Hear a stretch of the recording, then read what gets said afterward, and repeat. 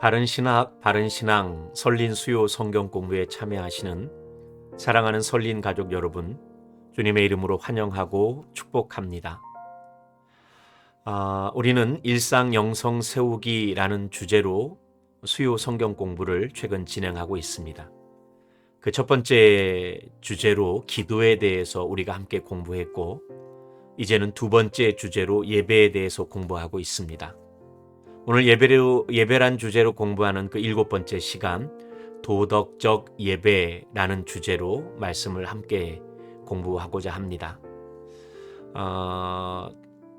성전에서 함께 얼굴을 마주하고 공부하면 더할 나위 없이 좋겠습니다만, 성도님들 잘 알다시피 코로나19 확진자 수가 1000명을 넘어서는 위기의 때를 지나고 있고, 수도권은 거리두기 2.5단계를 적용하여서 교회는 모든 종교 모임은 비대면 온라인으로 지금 진행되고 있습니다. 그래서 오늘 수요 성경 공부는 성전에서 함께 얼굴을 마주하여 공부하지 못하고 이렇게 온라인으로 진행하게 됩니다. 비록 함께 하지 못하지만 각자의 있는 처소에서 최선을 다하여 하나님의 말씀을 잘 배우고 배우는 말씀으로 우리의 신앙을 더욱 바르게 세울 수 있기를 기대합니다. 먼저 함께 기도하겠습니다.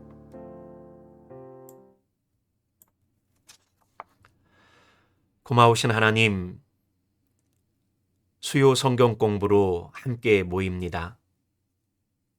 비록 얼굴을 마주하여 모이진 못하지만 같은 시간에 함께 말씀을 사모하는 같은 마음으로 이렇게 모였습니다.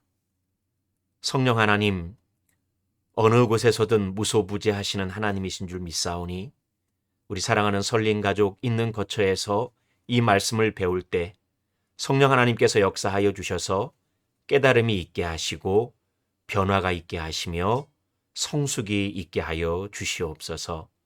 함께 하실 우리 주님 예수님 이름으로 기도드리옵나이다.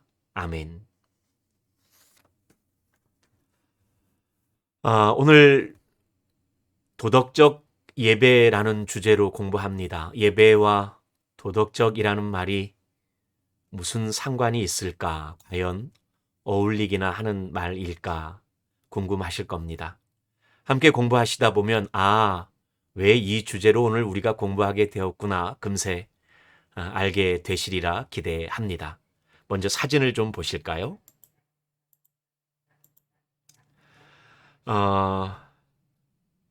아름다운 성전 우리 설린교회의 전경입니다. 본당 예배당의 모습입니다. 우리 성도님들 아실지 모르겠는데 지금 이 터에 교회를 짓고 입당한 것이 1979년도의 일입니다. 그때는 단층 건물이었습니다.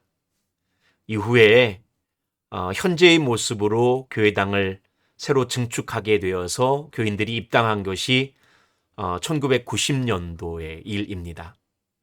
그래서 현재의 모습으로는 30년, 그리고 이 터에 이 전을 지은 시간으로는 40년이 넘어서는 교회입니다. 그동안 이 예배당에서 우리 믿음의 선진들이 또 지금도 함께하는 우리 믿음의 동지들이 늘 하나님의 성호를 찬양하고 예배하였던 우리 영적인 고향이고 영적인 터전이 되는 곳, 아름다운 우리 설린교회입니다. 하지만 세상의 모든 건물이 그러하듯이 세월이 지나가니 건물이 조금 낡아지고 또 하나님께서 우리 성도들의 마음 가운데 새 성전을 사모하는 마음을 허락하여 주셔서 이 어려운 때에 온 성도들이 마음을 묶어 새 성전을 짓는 꿈을 허락하여 주시고 지금 그 일에 박차를 가하여 열심히 준비하고 진행하고 있는 중입니다. 그러려면 이제 이 성전을 허물어야 되고 또 새 성전을 짓기까지 우리가 잠시 예배드려야 할 임시 예배 처소가 필요합니다. 사진에 보시는 곳이라면 더할 나위 없이 좋은 곳이겠죠.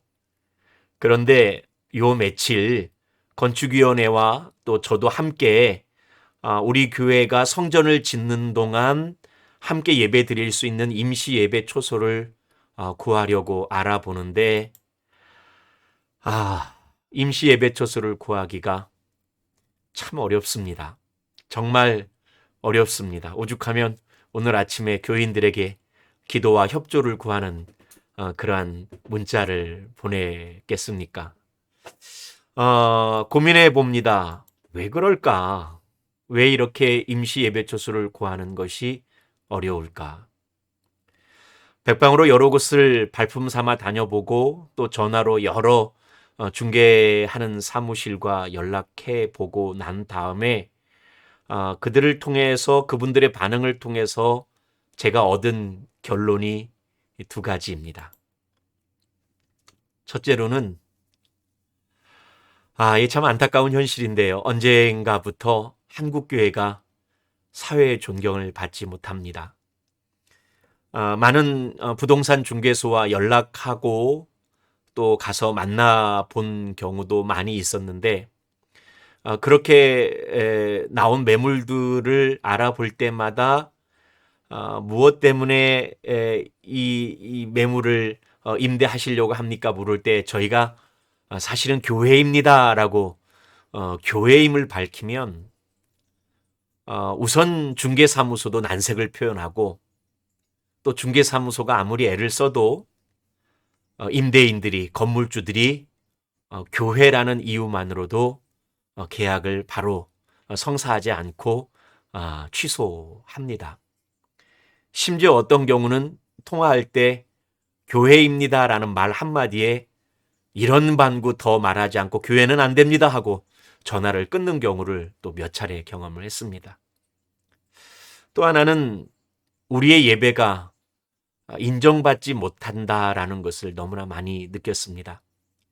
힘들게 교회임을 밝히고 교회가 사무실로 좀 사용하겠습니다라고 사정을 해보면 그쪽에서 늘 묻는 얘기가 예배는 드리십니까? 라고 묻습니다. 그러면 예배는 아주 소규모 모임으로 진행하는 예배만 드릴 수 있을 것 같습니다. 라고 얘기하면 예배를 드린다는 말 한마디 때문에 그나마 교회에 대해서 우호적이었던 중개사무소나 임대인들이 예배 드린다는 이유로 건물 임대 계약을 맺지 않으려고 하는 경우를 또 몇 차례 경험을 했습니다.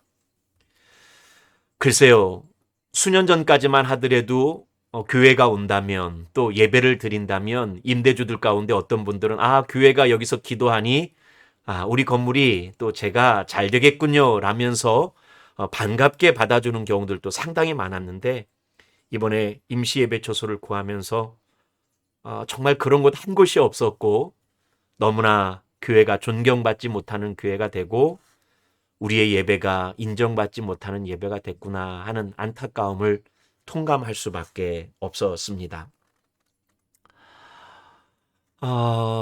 이러한 때에 제가 주목하게 되는 말씀이 하나 있습니다.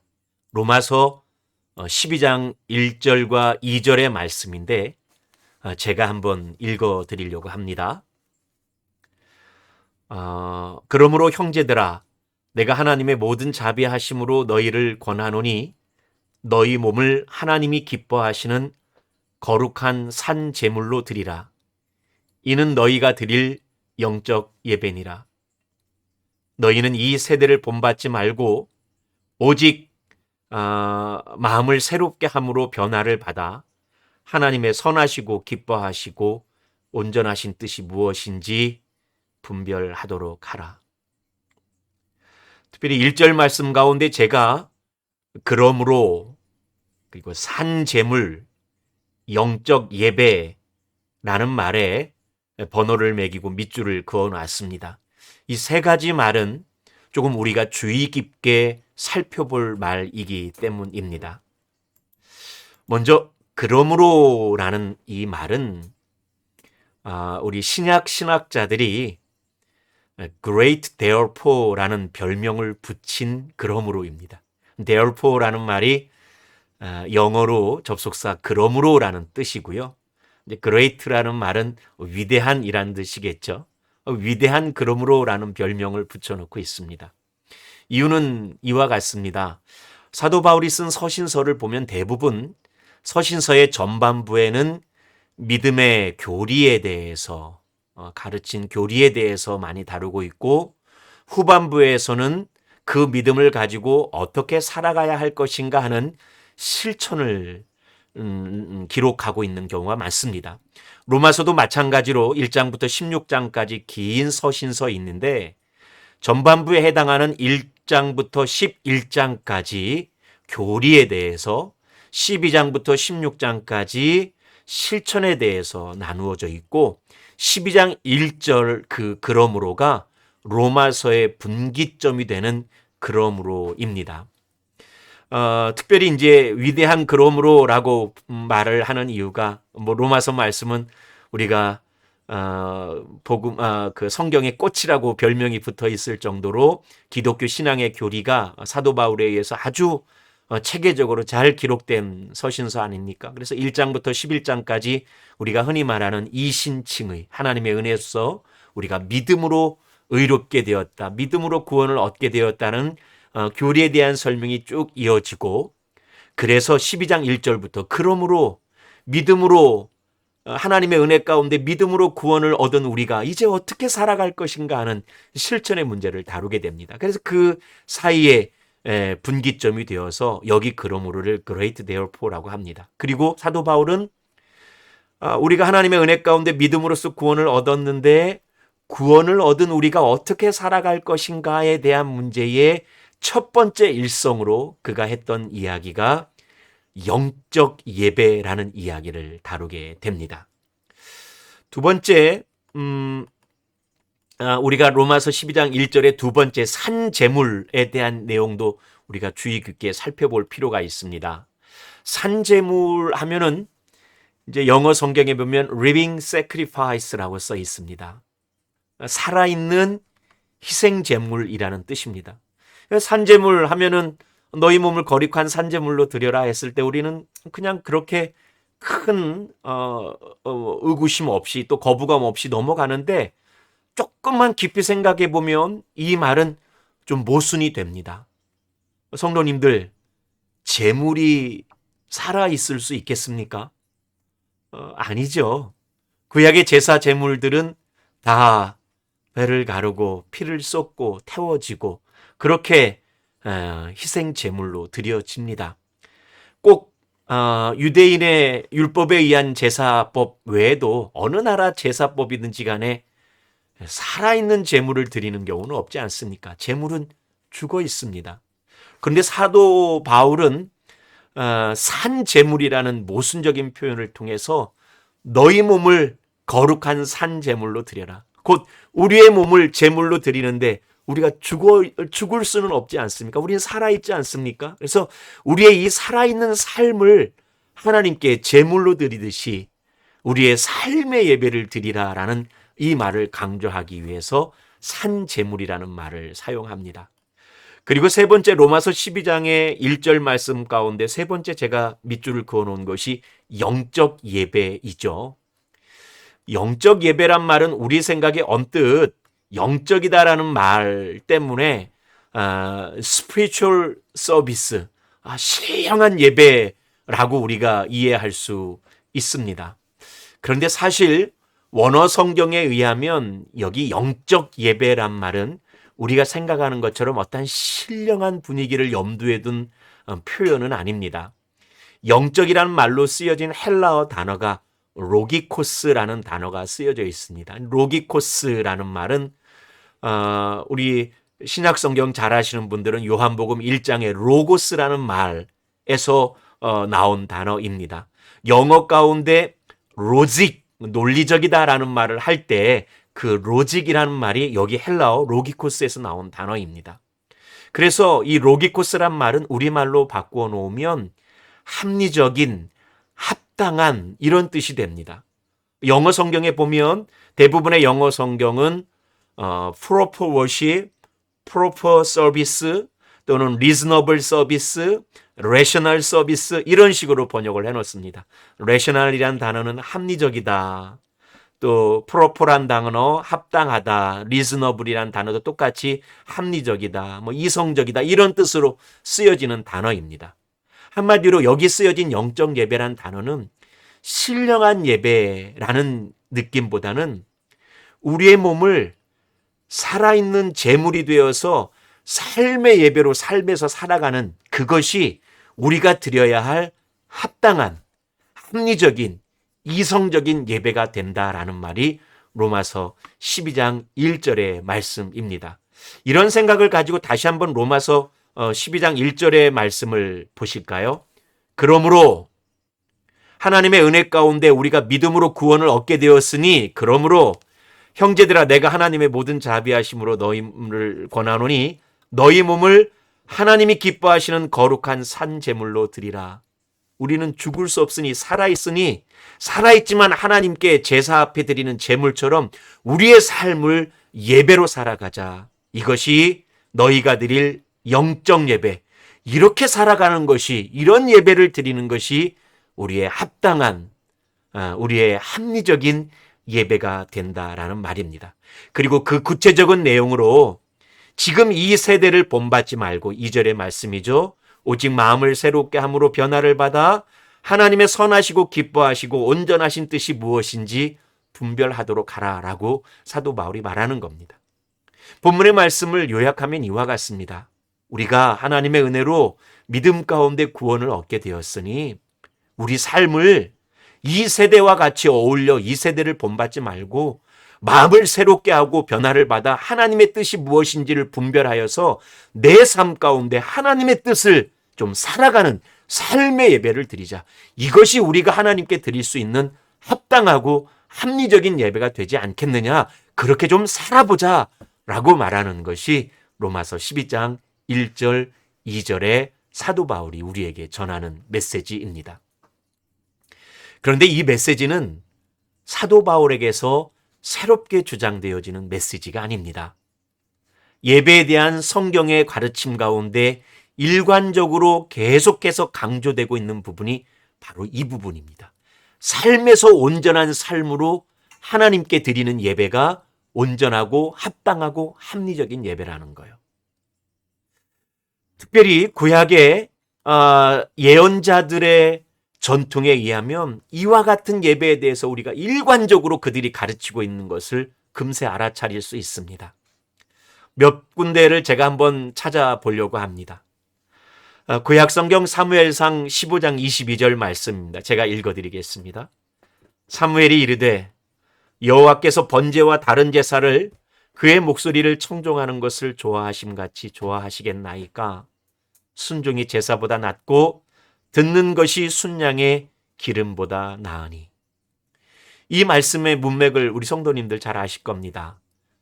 하나님께 택함받아 이스라엘의 첫 번째 임금이 됐던 사울이 안타깝게도 하나님께 버림받게 되는 결정적인 사건이 오늘 우리가 읽었던 사무엘상 15장 22절의 문맥입니다. 아말렉과의 전투를 통해서 사무엘은 큰 승리를 거둡니다. 하나님께서 그로 하여금 승리케 하셨고 하나님은 아말렉과의 전투를 통해서 이겼을 때에 모든 전리품들을 다 진멸할 것을 명하였는데 사무엘은 그 전리품을 취하여 자신을 따르는 수하장수들에게 좋은 것들을 다 나누어 주고 좀 전리품 가운데 좀 좋지 않은 것들만 진멸합니다. 하나님의 말씀을 어기게 되는 겁니다. 그때 사무엘이 와서 사울에게 이야기하는 겁니다. 하나님께서 번제와 다른 제사를 그의 목소리를 청정하는 것보다 좋아하시겠습니까? 순종의 제사보다 낫고 듣는 것이 순양의 기름보다 낫습니다. 당신이 하나님의 말씀을 어겼으므로 하나님도 당신을 이제 왕으로부터 버림받게 할 겁니다. 라고 매서운 심판을 말씀하십니다. 겉으로 보여지는 제사, 겉으로 보여지는 순양의 기름이라는 제물보다 삶에서 하나님께 순종하는 것, 하나님의 말씀을 청종하는 것이 훨씬 더 중요하다는 얘기를 사무엘이 사울에게 전한 것입니다. 두 번째 본문으로 제가 이사야 1장 11절에서 20절까지의 말씀을 다 읽고 싶은데 다는 읽지 못하고요. 꼭 한번 댁에서 읽어보셨으면 좋겠습니다. 그 가운데 13절, 14절 말씀을 제가 읽어드립니다. 헛된 재물을 다시 가져오지 말라. 분향은 내가 가증히 여기는 바요. 월삭과 안식일과 대회로 모이는 것도 그러하니 성회와 아울러 악을 행하는 것을 내가 견디지 못하겠노라. 내 마음이 너희의 월삭과 정한 절기를 싫어하나니 그것이 내게 무거운 짐이라 내가 지기에 곤비하였느니라. 이사야서의 첫 시작이 바로 이 말씀입니다. 이사야 처음 시작하자마자 하나님이 이사야가 어떤 인물이다라는 얘기가 1장 1절에 끝나고 난 다음부터 2절부터 하나님이 이스라엘 향하여서 매서운 진노와 심판의 말씀을 전하실 때 그 첫 번째 하나님의 진노와 심판의 말씀이 뭐였냐면 예배와 삶이 동일하지 못했다. 예배와 삶이 괴리되었다. 이스라엘이 예배는 계속 드렸지만 유다 백성들이 예배는 계속 드렸지만 그 삶의 면면을 돌아다 볼 때 예배하는 자로서의 삶과는 전혀 동떨어진 죄악된 삶을 살았던 것을 하나님은 이사야 선지자를 통해서 그렇게 전하십니다. 그러면서 오늘 그 말씀 가운데 하나님 심지어 이렇게 말씀하셔요. 성회와 아울러 악을 행하는 것을 내가 견디지 못하겠노라. 예배는 드리는데 삶에서 악을 행하는 겁니다. 그들이 월삭도 정한 절기도 지키고 많은 안식일과 대회로 모이고 그때그때마다 많은 재물들을 가져오지만 하나님 더 이상 견디지 못하겠다고. 그들의 재물과 분향은 내가 가증히 여기고 있다고. 왜냐하면 예배하는 그들의 모습과 살아가는 그들의 모습이 전혀 다른 이중적인 위선적인 모습이었던 것을 이사야 선지자를 통해서 하나님 그렇게 고발하시는 겁니다. 세 번째로 한 가지 말씀만 더 보려고 합니다. 미가서 말씀입니다. 미가서 말씀도 보면 이스라엘의 부패상을 고발하는 예언서이고요. 특별히 그 가운데 이스라엘의 지도자들과 이스라엘의 그 종교 행사, 예배들, 제사들에 대한 부정부패를 미가가 날카롭게 비판하는데요. 그 말씀 가운데 6장에 보면 우리가 너무나 잘 아는 예배에 관한 말씀이 이렇게 기록되어 있습니다. 내가 무엇을 가지고 여호와 앞에 나아가며 높으신 하나님께 경배할까? 내가 번제물로 일련된 송아지를 가지고 그 앞에 나갈까? 여호와께서 천천의 순양이나 만만의 강물 같은 기름을 기뻐하실까? 내 허물을 위하여 내 맏아들을 내 영혼의 죄로 말미암아 내 몸의 열매를 드릴까? 미가가 이렇게 스스로에게 묻는 거죠. 내가 무엇 가지고 하나님께 나갈까?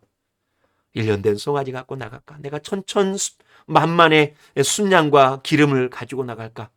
내 이 종교적 열정, 예배의 열정을 표현하기 위해서 내 맏아들이라도 드릴까? 내가 내 몸을 자해하는 이 행위를 통해서라도 예배를 드릴까라고 당시의 열광적인 예배의 모습들을 빗대어 이렇게 미가가 말하는 겁니다. 그런데 이런 질문에 대해서 자문자답하듯이 하나님의 메시지를 미가 선지자가 이렇게 전합니다. 8절 말씀입니다. 사람아, 주께서 선한 것이 무엇임을 내게 보이셨나니 여호와께서 내게 고하시는 것은 오직 정의를 행하며 인자를 사랑하며 겸손하게 내 하나님과 함께 행하는 것이 아니냐. 아멘.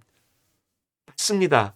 미가의 자문자답을 통해서 당시의 사람들이 천천만만의 순양과 그 기름을 드리고 종교적 열정으로는 아들까지 내어드릴 것만 같은 그 열정적인 예배자들로 살아가는 것 같았지만 실제 삶에서는 정의를 굽게 하고 사람을 향하여 무자비하고 하나님께 예배는 드릴 줄 알지만 삶에서 하나님과 동행하지 못하는 불신앙의 모습으로 살아가는 것을 미가는 고발하며 정말 하나님께서 원하시는 것은 예배 이전에 정의를 행하며 인자를 사랑하며 겸손하게 하나님과 함께 동행하는 것, 그리고 그 삶을 가지고 하나님을 예배하는 것을 하나님께서 구하시지 않겠느냐라고 미가가 말하고 있는 것입니다.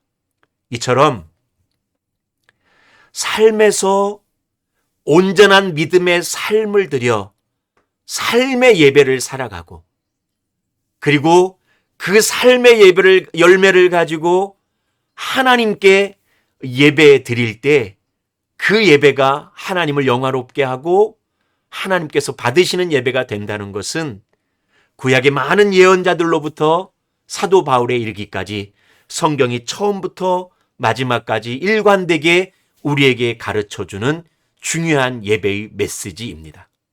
오늘 도덕적이란 예배가 함의하고 있는 뜻이 바로 이것입니다. 도덕, 우리 삶에서 갖춰야 할 여러 가지 덕망들을 의미하는 말 아니겠습니까?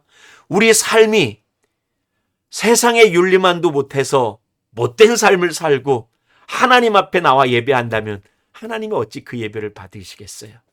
우리 삶이 도덕, 세상의 도리, 아니 이것을 넘어서서 하나님의 말씀 앞에 순종하여서 삶에서 하나님이 받으실 만한 삶의 예배를 드리고 그 아름다운 선한 삶의 예배를 가지고 성전에 나와서 하나님을 예배할 때 하나님께서 우리를 찾으시는 예배자 삼으시고 우리의 예배를 기뻐 받지 않으시겠습니까? 예배는 드리지만 삶이 엉망인 것이 아니라 삶에서 참 하나님 기뻐하시는 삶을 살고 그 삶으로 하나님을 예배하는 도덕적인 예배, 이 예배가 우리가 드리는 예배이기를 간절히 원합니다. 말씀을 정리합니다. 하나님이 받으시는 합당한 예배, 삶의 예배, 도덕적인 예배, 그리고 그 삶의 예배로, 삶의 열매로 드리는 성전의 예배, 이 예배가 있을 때 하나님 우리의 예배를 합당하게 여기시고 우리의 예배를 기뻐 받으실 줄로 믿습니다. 축복합니다. 우리 사랑하는 설린 가족 여러분, 세상 살아갈 때 우리는 그리스도인입니다 라는 이 귀한 우리 설린교회 캐치프레이즈를 잊지 마십시오. 주님과 함께 늘 동행하며 그리스도인답게 살아가십시오. 그리고 그 삶의 열매를 가지고 지금 보시는 아름다운 설린교회 성전, 이제까지 이곳에서 예배드렸고 또 하나님께서 은혜 가운데 허락하여 주실 새 성전에서 정말 하나님 합당한 예배자로 멋진 예배를, 하나님 받으시는 그 귀한 예배를 우리가 함께 드려서 정말 하나님께 영광이요 세상에서 존귀 여김받는 교회 그리스도인들 될 수 있기를 주님의 이름으로 간절히 축복합니다. 오늘 설린 수요 성경 공부 일상 영성 세우기 두 번째 예배란 주제의 7번째 공부 도덕적 예배 여기까지 마치겠습니다. 건강하십시오. 행복하십시오. 주일 예배 때 만나 뵙겠습니다. 고맙습니다.